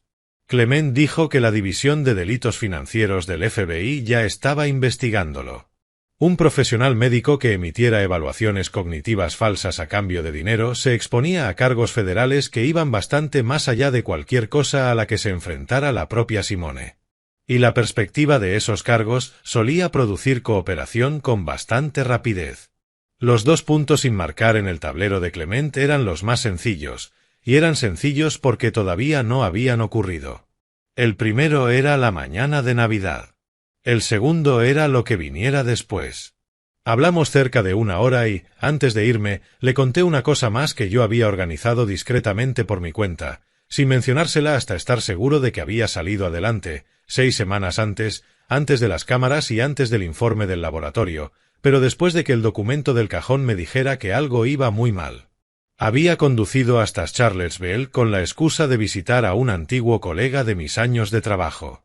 Mientras estaba allí, había visitado una residencia llamada Shenandoah Springs, una comunidad de vida independiente apartada de una carretera estatal, con una larga vista a las montañas Blue Ridge hacia el oeste y una biblioteca en la segunda planta que tenía 2 sillones orejeros junto a una ventana orientada al sur. Aquella misma tarde había dejado una señal. Había una habitación reservada a mi nombre. Llevaba 6 semanas reservada y no se lo había dicho a nadie. Clement me miró un momento y luego soltó una risa baja, una risa de auténtica admiración, la risa de un hombre que había pasado 40 años viendo a la gente no planear con suficiente antelación. Dijo: «Reservaste la habitación antes de tener los resultados del laboratorio». Le dije que así era, que no había necesitado un informe de laboratorio para saber que un hombre que no se iba en sus propios términos era un hombre que se iba en los términos de otro, y que me había pasado demasiado tiempo diseñando sistemas para entornos sin margen de error como para sentirme cómodo con ese arreglo. Volví a casa al anochecer de principios de diciembre y, cuando la casa apareció al final de la calle, la miré como no me había permitido mirarla en semanas. La contemplé entera, la línea del tejado, el roble y las ventanas iluminadas. Había querido aquella casa durante 40 años, y descubrí, sentado en el coche junto al bordillo con el motor en marcha, que estaba listo para dejarla. No con dolor, sino con algo que, para mi sorpresa, se sentía total y claramente como libertad. Entré en la entrada y pasé dentro. Simone estaba en la cocina colocando un pequeño grupo de adornos navideños sobre la mesa, de espaldas a la puerta, tarareando algo ligero y festivo. Se giró al oírme, sonrió y dijo que solo quedaban 2 días para Navidad, si podía creérselo. Yo le dije que no veía la hora de que llegara. Dejé las llaves en el gancho junto a la puerta, y lo decía completamente en serio. La víspera de Navidad llegó como llegan a veces los días importantes, con una normalidad engañosa que hace difícil distinguirlos de cualquier otro día hasta que ya estás dentro de ellos. Aquella mañana bajé y encontré la casa ya en movimiento. Simone desplazándose por la cocina con la eficacia concentrada que aportaba a cualquier cosa que hubiera decidido hacer parecer sencilla. Había una olla en el fuego, la vajilla buena fuera del armario sobre el frigorífico, y en la encimera sonaba una lista de música navideña instrumental desde el pequeño altavoz del alféizar. La mesa estaba puesta con un cuidado que no había visto desde que Eleanor dedicaba la mayor parte de una tarde de diciembre a dejar el comedor listo para recibir gente. Me quedé un momento en la puerta, contemplándolo todo, y sentí como la cualidad concreta de ese día se posaba sobre mí como un cambio de tiempo. Quiero ser sincero con algo, porque esta historia solo significa lo que yo quiero que signifique si soy sincero con todo. Al ver a Simone moverse por aquella cocina en Nochebuena, verla colocar el centro de mesa, probar la sopa y llamar a Derek para preguntarle si su hermano seguía viniendo al postre, sentí algo que no era odio, ni desprecio, ni siquiera ira. Lo que sentí se parecía más a la tristeza, una tristeza limpia, impersonal, de esa que llega cuando ves con claridad cuánta inteligencia y cuánto esfuerzo humano pueden invertirse en una dirección que destruye en vez de construir. Ella era capaz de crear belleza real en la manera en que hacía las cosas. Esa nunca fue la cuestión. La cuestión siempre había sido qué había decidido hacer con esa capacidad. Y sobre eso, las grabaciones guardadas en la carpeta cifrada de Clement daban una respuesta inequívoca. Derek bajó a las 10 y se sirvió una copa de vino antes del mediodía, algo no del todo raro en un festivo, pero más temprano de lo que yo solía ver. Llevaba la copa de una habitación a otra de una manera que sugería que no estaba tanto bebiendo como sujetando algo que les diera a sus manos una razón para estar ocupadas. Ayudó a Simone donde ella se lo indicó, colocó las sillas extra, llevó cosas de la cocina al comedor, respondió cuando ella le hablaba y mantuvo durante todo el día esa interpretación concreta de normalidad que la gente sostiene cuando ha tomado en privado la decisión de atravesar un periodo definido de tiempo sin examinarlo demasiado. Reconocí esa interpretación porque yo llevaba 3 semanas ofreciendo la mía. Mason apareció a media tarde, recién duchado, con el jersey verde oscuro que Eleanor le había regalado 2 navidades antes y que, claramente, había conservado con intención.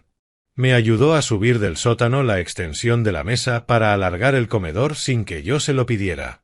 Y mientras trabajábamos, me habló de un libro que estaba leyendo para clase, algo sobre la carrera espacial, y yo le conté varias cosas de aquella época que no venían en ningún libro de texto. Y vi cómo su cara hacía eso que hacen las caras de los jóvenes cuando la historia deja de ser una abstracción y se convierte en algo que una persona que conocen realmente vivió. Fueron 20 minutos buenos. La cena fue, siendo sinceros, excelente.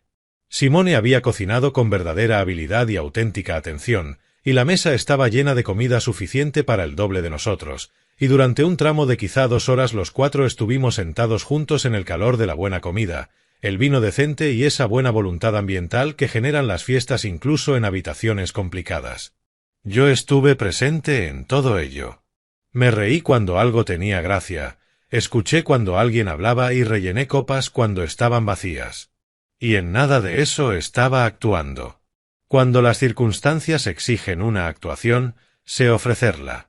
Pero lo que di en aquella mesa en Nochebuena fue simplemente mi atención honesta, porque, al margen de lo que se hubiera hecho dentro de aquellas paredes y de lo que fuera a ocurrir a la mañana siguiente, ese chico sentado frente a mí y ese hombre a mi lado seguían siendo mi familia, y una mesa así seguía mereciendo toda la presencia genuina que yo aún pudiera ofrecerle. Después de cenar, Mason y yo nos quedamos juntos en el fregadero lavando los platos.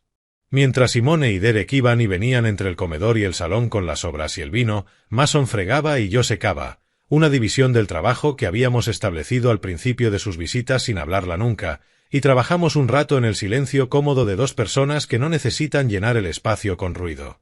En un momento dado, me pasó una olla y dijo, sin levantar la vista del fregadero, que se alegraba de que yo estuviera allí. Yo le dije que yo también me alegraba. Entonces dijo muy bajito, pase lo que pase mañana, abuelo, no tengo miedo. Le dije que eso estaba bien, que no había nada que temer y que para la noche siguiente las cosas estarían mucho más claras de lo que estaban esa noche. Asintió una vez y siguió fregando. Eran casi las 10 cuando Simone me encontró en el pasillo, cerca del pie de la escalera. Derek había subido 20 minutos antes. Mason estaba en su habitación. La casa se había instalado ya en ese silencio tardío de la noche. Me tocó ligeramente el brazo para detenerme y habló con ese tono bajo y cálido que reservaba para las conversaciones que quería que parecieran íntimas. Dijo que, después de las fiestas, Derek y ella querían sentarse conmigo a hablar de mi futuro, que habían encontrado una comunidad maravillosa en Blan, Meadow Pines, donde yo tendría todo lo que necesitaba y donde el personal era extraordinario, y que simplemente querían lo mejor para mí.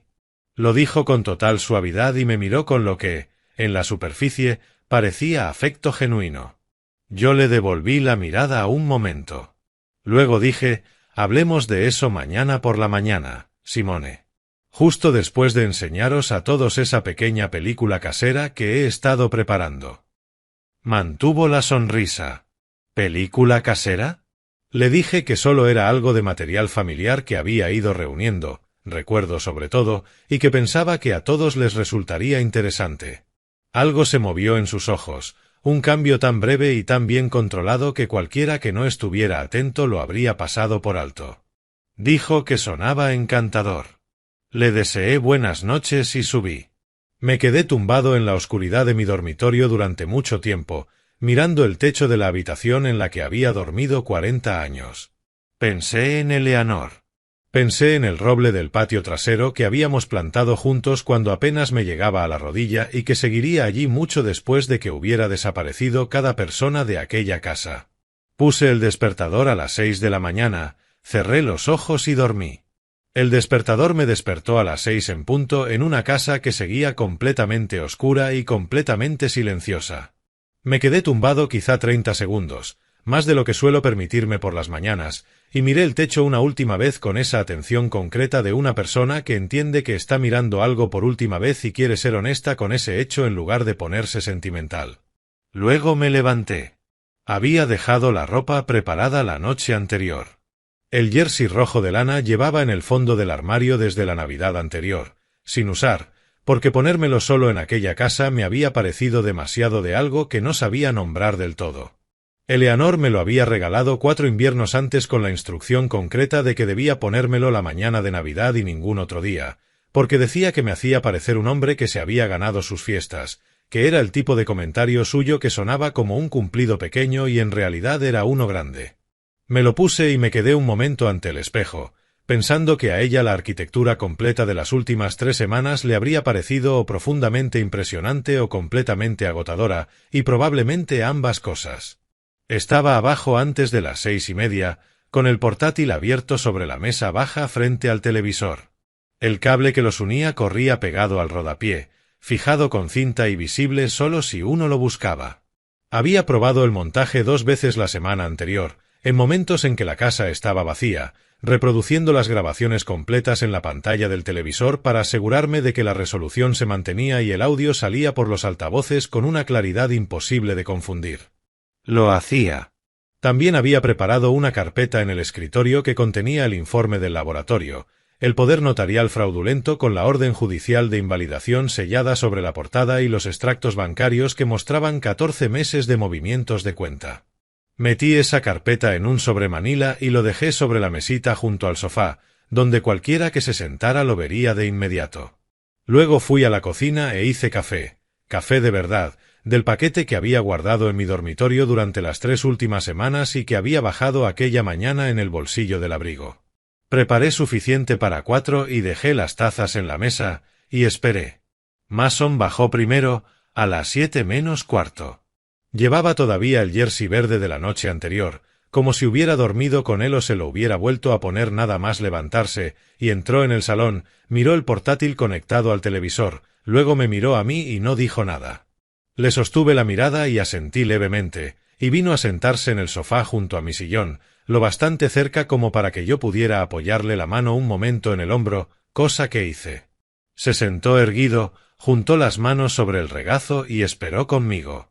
Simone bajó a las 8. Derek, 2 minutos detrás de ella. Ella iba vestida con su precisión habitual, no con la informalidad relajada de una mañana festiva, sino con ropa que sugería que había pensado bien cómo quería verse aquel día. Derek llevaba la camisa de franela que solía usar los fines de semana y arrastraba consigo, ya desde lo alto de la escalera, esa gravedad concreta de un hombre que no ha dormido bien. Vio primero el portátil y el televisor. Luego vio el sobremanila en la mesita. Después me miró a mí. Les deseé a ambos feliz Navidad. Señalé el sofá y dije que había hecho café y que, antes de abrir nada, quería compartir algo que había preparado. Una especie de película casera, material familiar que pensaba que todos deberían ver. Simone se sentó, cruzó las piernas, aceptó la taza que le ofrecí y sonrió hacia la pantalla del televisor con una expresión casi totalmente estable. Casi. Había pasado 3 semanas aprendiendo a leer el milímetro que había debajo de su compostura, y podía verlo. La tensión fina en la mandíbula, la cualidad de una persona sosteniendo algo con mucho cuidado para que no se rompa. Derek se sentó en el extremo del sofá, dejó la taza en la mesa y no volvió a tocarla. Pulsé reproducir. El montaje duró 22 minutos. No había editado nada ni añadido nada. No había música, ni narración, ni cartel de título al principio, ni texto explicativo entre clips. Solo estaba la cocina a las 5:47 de la mañana, la luz bajo el armario, las manos de Simone en la cafetera con la botella sin etiqueta. Estaban las imágenes del salón con las 2 llamadas.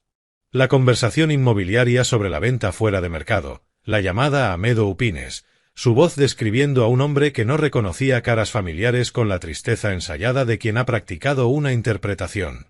Estaban las imágenes de ella registrando mi estudio, moviéndose por los cajones de mi escritorio con rapidez y soltura.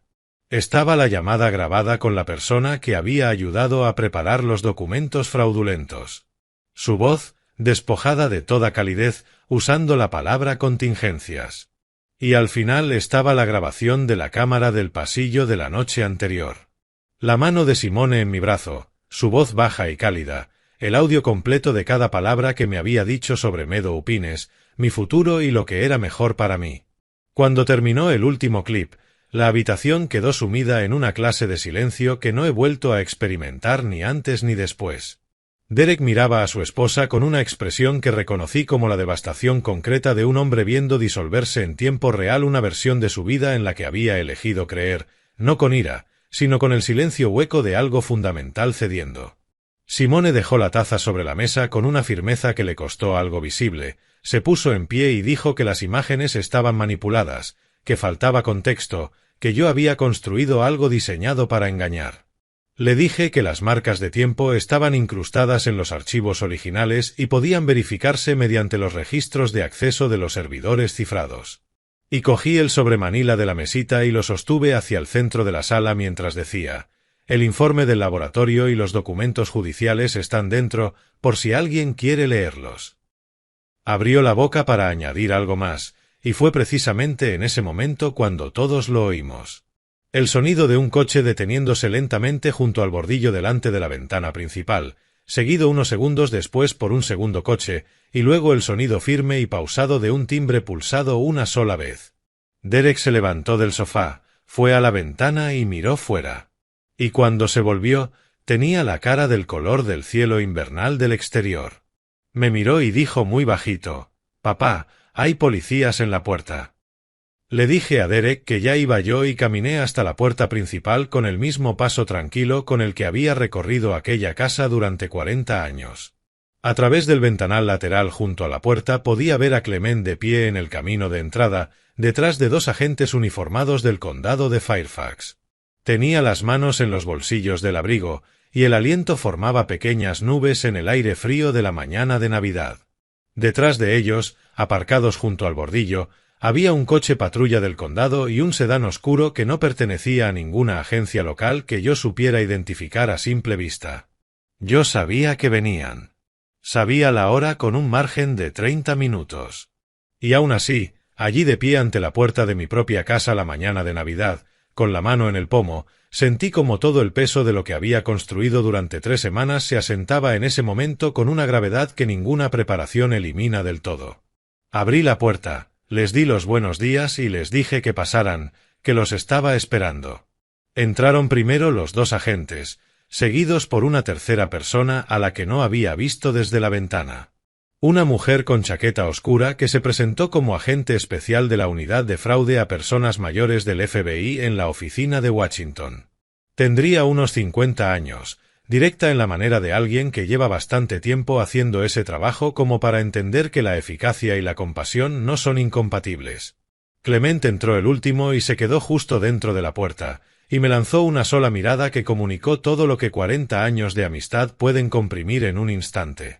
Simone estaba de pie en la entrada del salón cuando ellos cruzaron el pasillo, y vi cómo, en el espacio de quizá 2 segundos, realizaba un rápido recálculo interno. La calidez no regresó. Lo que volvió en su lugar fue una especie de compostura fría, la compostura de alguien que cambia de estrategia con la rapidez que da la práctica prolongada. Se enderezó ligeramente y dijo buenos días, preguntando si podía ayudarlos, con el tono de una mujer que ya ha abierto la puerta a visitas inesperadas otras veces y lo considera manejable.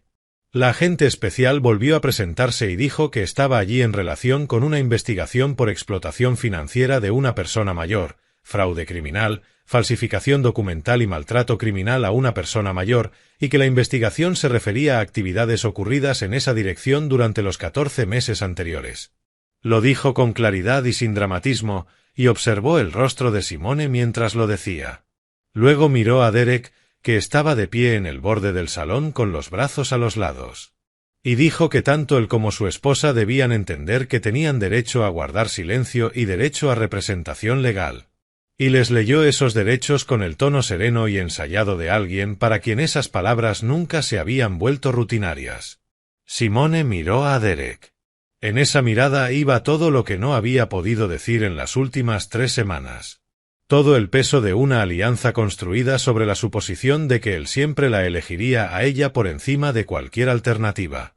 Pronunció su nombre una vez, no como pregunta y no como súplica, sino como una orden, de la misma manera en que había dicho su nombre 1000 veces antes cuando necesitaba que obedeciera. Derek miró a su esposa durante un largo momento. Luego me miró a mí. Yo no asentí, no negué con la cabeza y no dije nada, porque esa no era una decisión que yo tuviera derecho a tomar por él, ni era una decisión que quisiera tomar. Volvió a mirar a la agente especial y dijo que tenía información relevante para la investigación y que quería cooperar plenamente. Lo dijo con una voz baja y firme que no le había oído en muchísimo tiempo. La voz de un hombre que ha vivido bajo un peso concreto y por fin lo ha dejado caer, no porque se hubiera vuelto demasiado pesado, sino porque por primera vez lo miró con claridad y entendió de qué estaba hecho. Lo que ocurrió después tuvo una cualidad procedimental que no voy a convertir en algo que no fue. La agente especial habló con Simone sobre los cargos concretos y la necesidad de que los acompañara, y uno de los agentes uniformados se ocupó de las formalidades con la profesionalidad impersonal de alguien cuyo trabajo le exige hacer cosas difíciles sin volverlas teatrales. En algún momento de todo aquello, Mason se había colocado a mi lado, y sentí la leve presión de su hombro contra mi brazo, y no me aparté. Simone estaba ya en la puerta principal cuando se volvió y me miró por lo que entendí que sería la última vez. Mantuvo una compostura que, debo reconocerlo, era notable dadas las circunstancias. Dijo que me arrepentiría de aquello, y que la casa había sido el objetivo de todo, y que yo había destruido algo que podría haber funcionado para todos. Le respondí que la casa nunca había sido suya, y que nunca había sido el objetivo, no desde mi lado, ni un solo día de los 40 años que había vivido en ella. Salió por la puerta sin decir nada más, y yo la observé desde la entrada mientras la mañana la recibía gris, fría e indiferente, como son las mañanas de diciembre. Cuando los coches se alejaron del bordillo y la calle recuperó su silencio navideño, Derek se sentó en el último peldaño de la escalera del pasillo, con los codos sobre las rodillas y la cara orientada hacia el suelo. Me quedé cerca y esperé. Al cabo de un rato levantó la vista y me dijo, con una voz en la que ya no quedaba nada con que protegerse: «Papá, no conocía cada detalle de lo que hizo, pero miré hacia otro lado. Y sé que eso no es mucho mejor». Acerqué la silla que estaba junto a la mesa del pasillo y me senté frente a mi hijo, y no dije nada durante un momento, porque hay cosas que merecen ser escuchadas por completo antes de recibir cualquier respuesta. Me quedé sentado con Derek cerca de 1 hora. No voy a contar todo lo que se dijo en aquel pasillo, en parte porque algunas cosas nos pertenecen solo a nosotros dos, y en parte porque las palabras en sí importaban menos que la cualidad del silencio entre ellas. Ese tipo de silencio que solo existe entre personas que comparten una historia lo bastante larga como para sostener duelo, amor y decepción en la misma habitación sin que ninguna de esas cosas anule a las otras.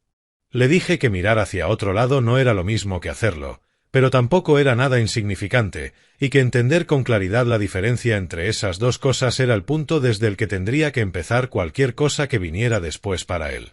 Escuchó. No se defendió y no se derrumbó. Y encontré ambas cosas, a su modesta manera, alentadoras. Antes de que subiera, le dije que había algo que necesitaba saber sobre la casa. Le dije que la propiedad había sido vendida, que el contrato de compraventa se había firmado 10 días antes de Navidad, y que la operación estaba prevista para cerrarse a la mañana siguiente, el 26 de diciembre. Le dije que el dinero había ido a una cuenta fiduciaria a mi nombre solamente, y que Clement se pondría en contacto con él esa misma semana para explicarle cómo sería el calendario legal de allí en adelante, incluido lo que su cooperación con la investigación federal significaría y no significaría para su propia situación. Lo asimiló sin sorpresa, lo que me dijo que alguna parte de él ya había entendido, quizá sin habérselo formulado del todo a sí mismo, que el suelo ya se había movido bajo todo aquello sobre lo que creía estar de pie. Asintió, dijo que lo entendía y subió. Oí cómo cerraba la puerta con esa suavidad de un hombre que necesita quedarse a solas con algo grande. Mason me encontró en la cocina 1 hora después. Yo había hecho una cafetera nueva y estaba sentado a la mesa con una taza y esa quietud particular de una persona que ha estado funcionando a máxima velocidad durante mucho tiempo y acaba de sentir por fin como el motor afloja.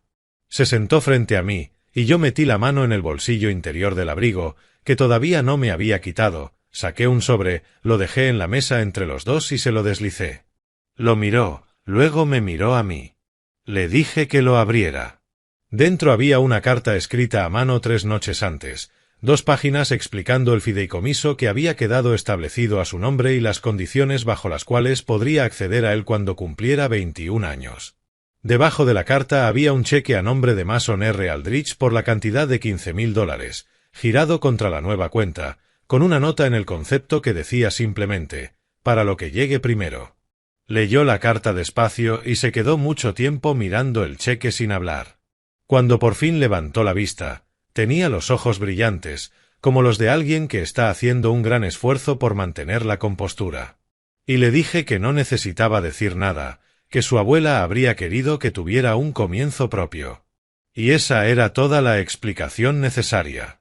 Dobló la carta con cuidado, la guardó otra vez en el sobre y lo sostuvo con ambas manos, y yo bebí mi café y dejé que la mañana se quedara alrededor de nosotros sin llenarla con nada que no hiciera falta.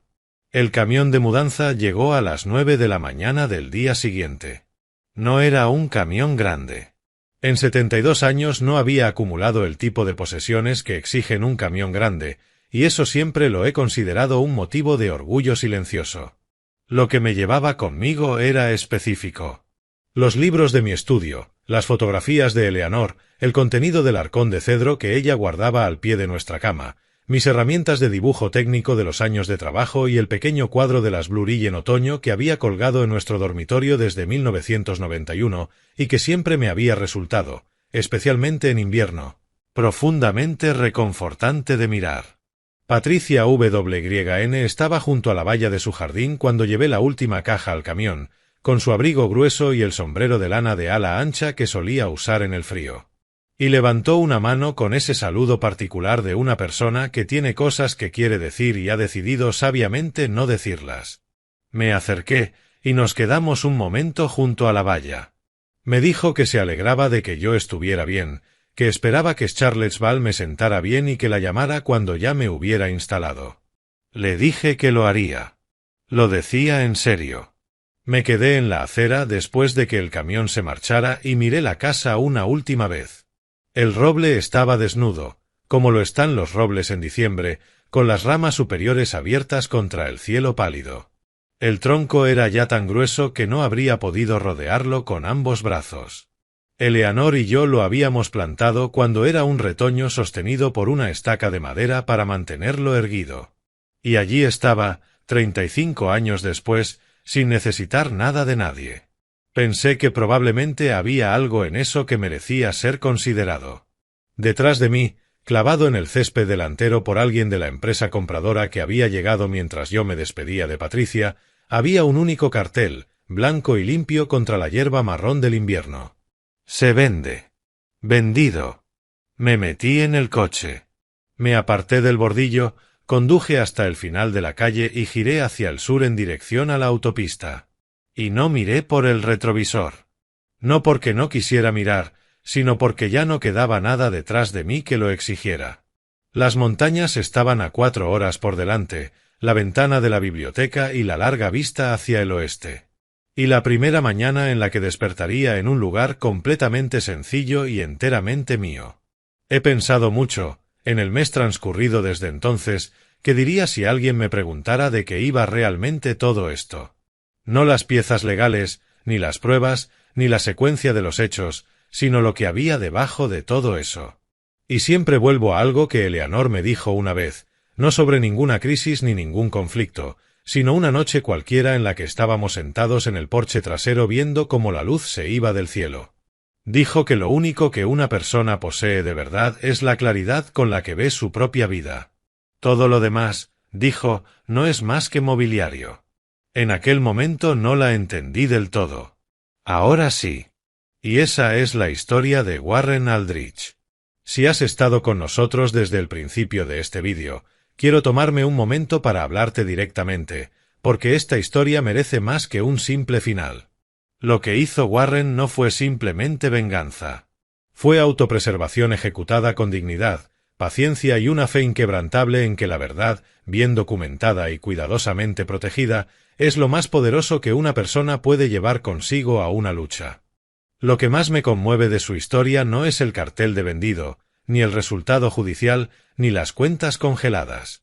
Es la imagen de un hombre sentado solo en una habitación oscura en una noche de diciembre, no derrumbándose, sino cogiendo un bolígrafo y escribiendo 2 palabras en la parte superior de una página en blanco. Ahí es donde empieza realmente la historia. La lección que yo saco de Warren es esta: documenta todo. Confía en tu instinto cuando algo no encaja y nunca permitas que la versión que otra persona cuenta sobre tu propia vida quede sin respuesta. Si eres mayor y tienes a gente a tu alrededor limitando poco a poco tu acceso al mundo, a tus amigos o a tus propias finanzas, por favor, no ignores esa sensación. Habla con un abogado de confianza de manera independiente. Guarda registros. Busca a alguien fuera del hogar. Y si tienes un ser querido mayor, comprueba cómo está directamente, no a través de las personas que viven con él. Warren no se salvó por suerte. Se salvó por claridad. Si esta historia te ha llegado, compártela con alguien que necesite escucharla. Suscríbete a este canal y nos vemos en el próximo.